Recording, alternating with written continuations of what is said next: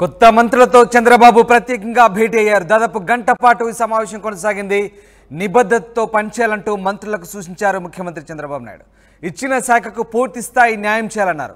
చేయాల్సిన బాధ్యత కూడా మీదే అంటున్నారు చంద్రబాబు. అధికారులతో ఎప్పటికప్పుడు రివ్యూలు చేయాలని ఆదేశించారు. జిల్లాలో అందరినీ కలుపుకొని వెళ్లాలని సూచించారు. ప్రజలకు ఎల్లప్పుడూ అందుబాటులో ఉండాలని ఆదేశించారు ముఖ్యమంత్రి చంద్రబాబు. ఇక కూటమి మంత్రులతో సమన్వయం చేసుకోవాలంటూ సూచించారు. శాఖల వారీగా శ్వేతపత్రాలు రిలీజ్ చేసి ప్రజల ముందు ఉంచుతామంటున్నారు ముఖ్యమంత్రి చంద్రబాబు. మొత్తం మీద కొత్తగా తనతో పాటు ప్రమాణ స్వీకారం చేసిన మంత్రివర్గ సహచరులతో ముఖ్యమంత్రి చంద్రబాబు నాయుడు తన నివాసంలో ప్రత్యేకంగా సమావేశమయ్యారు. ఈ సమావేశానికి ఆయనతో పాటు ప్రమాణ స్వీకారం చేసిన మంత్రులంతా హాజరయ్యారు. ప్రధానంగా బాధ్యతగా మెలగాలంటూ మంత్రులకు సూచించారు. నిబద్ధతతో పనిచేయాలంటూ సూచించారు. అధికారులతో ఎప్పటికప్పుడు రివ్యూ సమావేశాలు ఏర్పాటు చేయాలని, జిల్లాలో కూడా అందరినీ కలుపుకు వెళ్లాలంటూ సూచించారు. ప్రజలకు ఎప్పుడూ అందుబాటులో ఉంటూనే ఇటు కూటమి మంత్రులతో కూడా సరైన సమన్వయం చేసుకోవాలంటూ సూచించారు. శాఖల వారీగా శ్వేతపత్రాలు రిలీజ్ చేసి ప్రజల ముందు ట్రాన్స్పరెంట్గా ఉండాలని, అలా ఉంచుతామంటూ కూడా చంద్రబాబు మంత్రులను ఆదేశించిన పరిస్థితి కనబడుతోంది. మొత్తం మీద చంద్రబాబు ప్రమాణ స్వీకారం పూర్తయిన తర్వాత మంత్రులతో కీలక భేటీ అయితే జరిగింది. దాదాపు గంట పాటు ఈ ప్రత్యేక సమావేశం జరిగింది. ఎస్, మా సీనియర్ కొలీగ్ కృష్ణమోహన్ జాయిన్ అవుతున్నారు. కృష్ణమోహన్, చంద్రబాబు మంత్రులతో జరిపిన కీలక భేటీకి సంబంధించిన అప్డేట్స్ ఏంటి? అసలు మంత్రుల భేటీలో చంద్రబాబు ఎలాంటి సూచన చేశారు? ఎస్, ఈరోజు ఉదయం నుంచి కూడా ముఖ్యమంత్రిగా చంద్రబాబు ప్రమాణ స్వీకారం, తర్వాత మంత్రుల చేత కూడా 25 మంది మంత్రుల చేత ప్రమాణ స్వీకారం చేసిన తదనంతరం మోడీ రావడం, తర్వాత అమిత్ షా ఈ ప్రయాణంతో మధ్యాహ్నం దాకా ఫుల్ బిజీ షెడ్యూల్ గడిపింది ప్రమాణ స్వీకారాలతో. సాయంత్రంగా కొంత కొత్త మంత్రులు ఎవరైతే తెలుగుదేశం పార్టీ నుంచి వెనుకోబడ్డారో 18 మంది మంత్రులను ఆయన ప్రత్యేకంగా పిలిపించిన పరిస్థితి. వాళ్ళందరితో కూడా సీనియర్స్ జూనియర్స్ని అందరినీ కూడా కలిపి ఒకేసారి దాదాపుగా గంట సేపు వాళ్ళతో మాట్లాడుతూ సాగారు. అసలుకి జిల్లాలో పరిస్థితులు ఎలా ఉన్నాయి, జిల్లాలకు సంబంధించిన వ్యవహారాలు ఎలా ఉన్నాయి, తర్వాత ఈ ఎన్నికల్లో తమ ఎటువంటి పరిస్థితుల్లో గెలుపొందాం, ఎలా ఎక్కడెక్కడ ఎంతగా మెజార్టీ వచ్చిన పరిస్థితులు అయితే ఉన్నాయని చెప్తూనే మీ అందరికీ కూడా మంచి బాధ్యతలు ఒప్పచెప్పబోతున్నాను. మీ శక్తికి మించి పనిచేయాలి. మీకు ఇది ఒక మంచి అవకాశం. ఈ అవకాశాన్ని ప్రాపర్గా ఉపయోగించకపోతే గతంలో మంత్రులుగా ఎట్లా చెడ్డ పేరు వచ్చే మంత్రులకి వైసీపీలో ఎటువంటి గతి పట్టిందో ప్రజలు అటువంటి తీర్పు ఇవ్వడానికి కూడా వెనకాడరు అని చెప్పి ఆయన ఒక హెచ్చరిక చేసిన పరిస్థితి. అదే టైంలో చాలా క్లియర్గా ఎప్పటికప్పుడు అధికారులతో సమీక్షలు నిర్వహించండి. రాష్ట్ర ప్రభుత్వం మీ శాఖల్లో మీకు రేపు రాబోయే శాఖల్లో కేటాయించబడే శాఖల్లో శ్వేతపత్రం రిలీజ్ చేయండి. అసలుకి బేసిక్గా ఇప్పుడున్న పరిస్థితులు ఏంటి, రాష్ట్రంలో ఆయా శాఖల్లో ఏం జరుగుతుంది అనే శ్వేతపత్రాన్ని కూడా ప్రజల ముందు ఉంచండి. అప్పుడే ప్రజలు అసలు ఏం జరిగింది 5 సంవత్సరాల్లో, ఇప్పుడు ఏం జరగబోతుంది, మనం మీకు ఏం చేయాలి, మీరు కూడా ఏం చేయాలనే ఒక ఆలోచనకు కూడా వస్తారు. సీనియర్ మంత్రులని సలహాలు తీసుకోండి. అలాగే మిత్రపక్షంగా కూటమిలో ఉన్న ఇతర మంత్రులతో కూడా కలిసిమెలిసి ఈ రాష్ట్రాన్ని అభివృద్ధి వైపుకు తీసుకువెళ్ళాలి. చాలా ఉదాహరణలు ఆయన చెప్పినట్టుగా ఉంది. దాదాపు గంట సేపు ఒక చిన్నపాటి పాఠాలు చెప్పినట్టుగానే మనం అర్థం చేసుకోవాలి. చాలామంది సీనియర్లు దీంట్లో ఉన్నారు. ఈ భేటీలో ఆనం రామనారాయణ రెడ్డి, అచ్చెన్నాయుడు, తర్వాత ఇతర నేతలు సీనియర్లు చాలామంది అక్కడ గొలుసు పార్సారథి, వీళ్ళందరూ కూడా సీనియర్లు, గతంలో వాళ్ళు పనిచేసిన అనుభవం ఉంది కాబట్టి వాళ్ళ దగ్గర నుంచి మీరు కొంత నేర్చుకోవాల్సిన పరిస్థితులు కూడా ఉంటాయి. కొత్తగా 8 మంది కూడా కొత్త మంత్రులకు ఇచ్చిన పరిస్థితి ఉంది. సో మీరందరూ మీ శాఖల్ని బహుశా రేపు కేటాయిస్తారు. అయితే ఈ శాఖలకు సంబంధించిన వ్యవహారంలో ఏ శాఖలు కేటాయిస్తారనే దాని మీద మాత్రం క్లారిటీ మాత్రం చంద్రబాబు ఇవ్వలేదు. మీరు ఎలా పనిచేయాలి, ఏ విధంగా ముందుకు వెళ్ళాలి, రాష్ట్రంలో జిల్లాల్లో కొన్ని పరిస్థితుల్లో ఎందుకు కొన్ని జిల్లాలకి కేటాయించలేకపోతున్నాం, అవన్నీ పక్కన పెడితే మీకు ఇచ్చిన శాఖల్ని మీరు ఆ జిల్లాల్లో ఎటువంటి ఇష్యూస్ లేకుండా రాష్ట్రం ఎలా ముందుకు వెళ్ళాలి అనే అంశం మీదనే దృష్టి పెట్టండి. ప్రత్యేకంగా జిల్లాలలో మంత్రులకు సంబంధించి అందరినీ కలుపుకొని వెళ్ళాలి అనేది చాలా స్పష్టంగా ఆయన చెప్తున్న పరిస్థితి. సో ఇటువంటి ఈక్వేషన్స్ని తర్వాత గతంలో ఆయనకు ఎదురైన అనుభవాలు, తర్వాత ఇప్పుడు జరిగిన పరిస్థితులు, రాష్ట్రంలో జరుగుతున్న పరిస్థితులు, ఎందుకు ప్రజలు ఇటువంటి తీర్పులు ఇచ్చారు, ఎలా మలుచుకోవాలి, ఎలా మెలగాలి, ఇట్లాంటివన్నీ కూడా చాలాసేపు చిన్నపాటి క్లాస్ని చంద్రబాబు అయితే ఇచ్చినట్టుగా అయితే సమాచారం. అయితే చాలామంది ఆశగా ఈరోజు మంత్రులు తమకు శాఖలు కేటాయిస్తారని చెప్పి వెళ్ళినప్పటికి కూడా ఆ ఆహారాన్ని మాత్రం ఆయన సున్నితంగానే దాటవేశారు.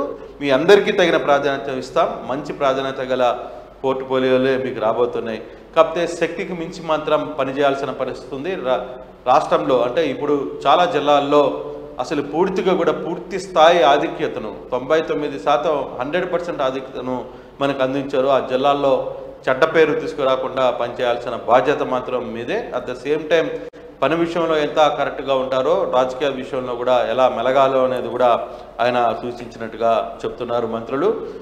బహుశా రేపు అంటే అది మాట్లాడిన తర్వాత ఆయన కృష్ణమోహన్ ఇక్కడ చంద్రబాబు పరిపాలనలో తనదైన ముద్ర వేస్తారు, అలాగే ఒక CEO మాదిరిగా వ్యవహరిస్తారంటూ చంద్రబాబుకు ఒక రకమైనటువంటి ఇమేజ్ ఉంది అడ్మినిస్ట్రేషన్లో. సో ఆ రకంగా ఇప్పుడు మారిన పరిస్థితుల దృష్ట్యా చంద్రబాబు వ్యవహార శైలిలో కూడా పరిపాలనా దక్షతలో కూడా కొంత మార్పు వచ్చే అవకాశం ఉందా? అంటే పరిపాలనలో తనదైన ముద్ర వేసినప్పటికీ కూడా ఇప్పుడున్న పరిస్థితులకు అనుగుణంగా వ్యవహరించాలంటే అటు మంత్రులకు చెప్పి తాను కూడా పాటించే అవకాశాలున్నాయి. ఆ రకమైనటువంటి దిశానిర్దేశం చేశారనుకోవచ్చా? ఖచ్చితంగా. ఎందుకంటే ఆయన ఒక మాట చెప్పారు నిన్న ఎమ్మెల్యేలతో కూడా మాట్లాడుతూ, నేను మారిన వ్యక్తిగా చెప్తారు. అంటే ఈ మాట ఆయన గెలుపొందిన ప్రతిసారి చెప్తారు, ఆ విషయం అని కాదు. ఈసారి రాజకీయాలు, నేను దెబ్బతిన్న కార్యకర్తల్ని నమ్ముకోలేకపోవడం, కార్యకర్తల మధ్య నేను కూడా ఒక CEO లాగా పనిచేయడం వల్ల పూర్తిగా కూడా కార్యకర్తలు 2019లో నన్ను దూరం చేసుకున్నారు. కానీ ఈసారి ఆ పరిస్థితులు రానివ్వను, కార్యకర్తల్ని ఖచ్చితంగా కాపాడుకోవాలి, సెక్రటరీ లీడర్లతో కలవాలి, వాళ్ళతో మాట్లాడుకునే ప్రయత్నం చేయాలి, కార్యకర్తలకి పార్టీ కోసం కూడా నేను కొంత సమయం కేటాయిస్తాను, లేకపోతే ఆ గ్యాప్ వచ్చేసే పరిస్థితి ఉందని ఆయనే స్వయంగా చెప్పారు. సో చాలా క్లియర్గా ఆయన ఒకటైతే చెప్తున్న పరిస్థితి, CEO లాగా పనిచేస్తానంటే ఈసారి కుదరదు, CEO లాగా లేకపోతే ఇతర వ్యవహారాలుగా పనిచేస్తామంటే ఇప్పుడు రాజకీయాలు, ఇప్పుడున్న పరిస్థితులు, మారిన పరిస్థితుల్లో కుదరదు. కాబట్టి సో రెండూ కావాలి, అట కార్యకర్తని కాపాడుకోవాలి, రాజకీయం చేయాలి, మన పనితనం కూడా చూపించాల్సిన పరిస్థితి కూడా ఉంది. సో ప్రజలు ఇంత పెద్ద మెజార్టీ ఇచ్చిన తర్వాత ఖచ్చితంగా ఆ వ్యవహారం అయితే నడిచి తీరాలి. కాబట్టి ఆ దిశగానే ఆయన కూడా, మంత్రులు కూడా అదే విషయాన్ని చాలా గట్టిగా చెప్తున్న పరిస్థితి అయితే మనం చూస్తున్నాం. బహుశా రేపు తిరుపతి నుంచి వచ్చిన తర్వాత శాఖలకు సంబంధించిన తుది కూర్పుని క్లియర్ చేసే పరిస్థితి అయితే ఉంటుంది. మీరు చెప్తున్నట్టుగా పోర్ట్ఫోలియోకి సంబంధించి ఒకవేళ రేపే గనక స్పష్టత వచ్చే అవకాశం ఉంటే కనుక, ముఖ్యంగా చాలా మంది జూనియర్లు ఉన్నారు మంత్రుల్లో, కొత్తగా మెజార్టీ మంత్రులంతా కూడా కొత్తగా మంత్రి పదవులు పొందినవారు. సో వీళ్ళకి సంబంధించి ఎట్లాంటి ప్రాధాన్యత ఉండబోతుంది, ముఖ్యంగా సీనియర్లకు వీళ్ళకు ఒకసారి బేరీ చేసుకుంటే కనుక ఎలాంటి శాఖల కేటాయింపు ఉండే అవకాశం ఉంది? ఖచ్చితంగా పవన్ కళ్యాణ్కి డిప్యూటీ సీఎంతో పాటు గ్రామీణాభివృద్ధి శాఖ కేటాయిస్తారనేది ఒక సమాచారం కనబడుతుంది. అచ్చెన్నాయుడికి హోంశాఖ కేటాయించాలి, ద ఫస్ట్ పర్సన్స్లో అచ్చెన్నాయుడికి హోంశాఖ ఉండొచ్చు, ఆయన గట్టిగా అదే కోరుతున్నారు అనేది కూడా చెప్తుంది. ఆనం రామనారాయణ రెడ్డికి ఆర్థిక శాఖనా, లేకపోతే రెండు ఆప్షన్స్ చూస్తున్నారు, ఇరిగేషనా లేకపోతే రెవెన్యూనా అనే శాఖని చూస్తున్నారు. R&B కూడా ఆలోచిస్తున్నారు. పయ్యావుల కేశవ్ని ఆర్థిక శాఖగా పెడితే ఎలా ఉంటుంది అంటే ఒక చర్చ అయితే నడుస్తుంది. బహుశా ఈరోజు రాత్రికి అది క్లియర్ అయిందంటే ఆ పరిస్థితులు వేరుగా ఉంటాయి. అలాగే మెడికల్ అండ్ హెల్త్ కూడా కొంతకి ఆ రంగంలో కొంత పట్టున్న వాళ్ళకి ఇస్తే బాగుంటుంది. తర్వాత BC మహిళా సంక్షేమం ఇవన్నీ కూడా అనిత లాంటి వాళ్ళకి ఇస్తే బాగుంటుంది అనేది కొంత చర్చ అయితే జరుగుతుంది అనేది సమాచారం. బహుశా రేపుటికి ఒక క్లారిటీ వస్తుంది అనేది. బహుశా తిరుపతి నుంచి వచ్చిన తర్వాత రేపు మధ్యాహ్నం 4 గంటలకి మొదటిసారిగా ఆయన తిరిగి మళ్ళీ ముఖ్యమంత్రి హోదాలో సెక్రటరియట్లో అడుగు పెట్టబోతున్నారు. కాబట్టి అప్పుడే 2 సంతకాల మీద కూడా, ఫైల్స్ మీద కూడా సంతకాల మీద పెడతారని ఒక సమాచారం వస్తుంది. కాబట్టి సో ఖచ్చితంగా ఆ లోపల ఈ కీలక నిర్ణయాలను కూడా తీసుకోబోతున్నారు. ఎందుకంటే 17 నుంచి మళ్ళీ అసెంబ్లీ జరిగే పరిస్థితులు ఉంటుంది ఆంధ్రప్రదేశ్లో 3 రోజుల పాటు. సో ఎమ్మెల్యేల చేత ప్రమాణ స్వీకారాలు కూడా చేయించాల్సిన పరిస్థితి ఉంటుంది. కాబట్టి సో ఇవన్నీ ఉంటాయి. సో ఇమీడియట్గా త్వరగానే మంత్రుల్ని బాధ్యతలు తీసుకోవాల్సి కూడా ఉంటుంది. బహుశా టైం ఇంకా ఎక్కువ లేదు అనే ఒక ఆలోచనలోనే ఆయన చూస్తున్నట్టుగా మనకి సమాచారం అంటే ఫైనల్ గా అంటే ఇవాళ జరిగినటువంటి ఈ సమావేశం అంటే అధికారిక ఎజెండా లేకపోయినప్పటికీ అనధికారిక మంత్రివర్గ సమావేశం అంటే కేబినెట్ మీట్ లాగానే మనం భావించాల్సి వస్తుందా?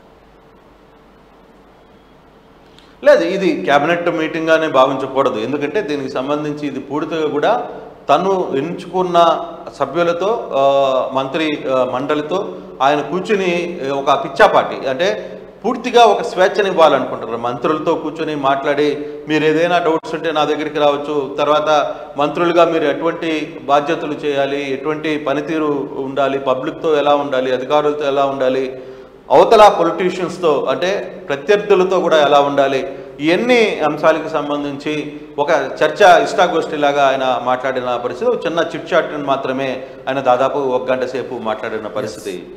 Ramdas right, yes, thanks for the update Krishnamohan. ఇది మొత్తం మీద కొత్త మంత్రులతో చంద్రబాబు అయితే ప్రత్యేకంగా భేటీ అయ్యారు. దాదాపు గంట పాటు సమావేశం కొనసాగింది. నిబద్ధతతో పనిచేయాలని, పూర్తిగా ప్రజలకు అందుబాటులో ఉండాలన్నారు ముఖ్యమంత్రి చంద్రబాబు. ఇచ్చిన శాఖకు పూర్తి స్థాయి న్యాయం చేయాల్సిన బాధ్యత మీదే అంటూ కొత్త మంత్రులకు సూచించారు ముఖ్యమంత్రికి. అధికారులతో ఎప్పటికప్పుడు రివ్యూలు చేయాలని, జిల్లాలో అందరినీ కలుపుకు వెళ్ళాలని, అట్ ద సేమ్ టైం ప్రజలకు అందుబాటులో ఉంటూనే కూటమి మంత్రులతో కూడా సమన్వయం చేసుకోవాలంటూ చంద్రబాబు కొత్త మంత్రులకు సూచించారు. శాఖల వారీగా శ్వేతపత్రాలు రిలీజ్ చేసి ప్రజల ముందు ఉంచుతామంటున్నారు చంద్రబాబు. బహుశా రేపు మంత్రులకు సంబంధించిన శాఖల కేటాయింపు సంబంధించి ఒక పూర్తి స్థాయి స్పష్టత వచ్చే అవకాశం ఉంది.